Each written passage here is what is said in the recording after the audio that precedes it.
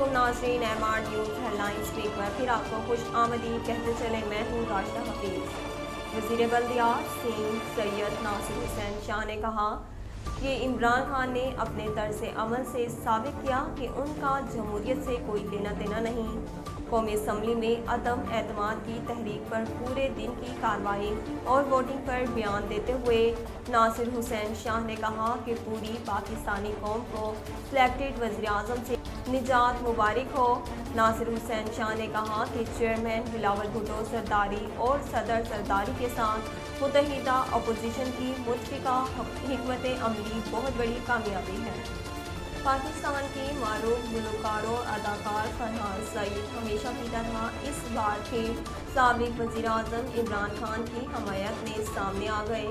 फरहान सईद ने समाजी राब्ते की वेबसाइट ट्विटर पर जारी अपने ट्वीट में इमरान खान के खिलाफ तहरीक अदम एतमाद की कामयाबी पर रद्द-ए-अमल देते हुए लिखा, इतने इमरान भेजो के हर घर से इमरान निकलेगा।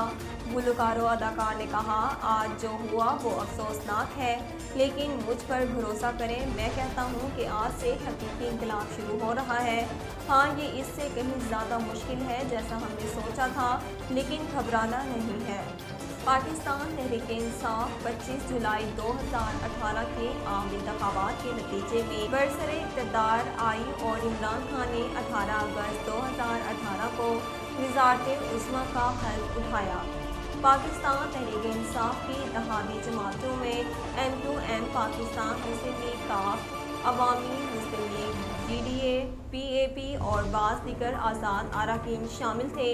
इमरान खान 3 साल 7 माह 21 दिन तक वज़ारत-ए-उज़्मा के मनसब पर फाइज रहे। इमरान खान पार्लिमानी तारीख के पहले वज़ीर आज़म हैं जिन्हें बाकायदा आईनी तरीक़ेकार के तहत अदम एतमाद की करारदाद के ज़रिए अपने ओहदे से हटाया गया। पाकिस्तान मुस्लिम लीग नून की नायब सदर मरियम नवाज ने शेर की वीडियो शेयर करते हुए कहा कि पाकिस्तान की तारीख का सियाह तरीन दौर अपने इख्तिताम को पहुंचा।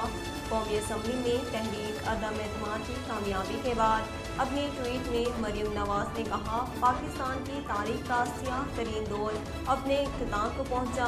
हम अल्लाह ताला के आगे सर झुकाते हैं।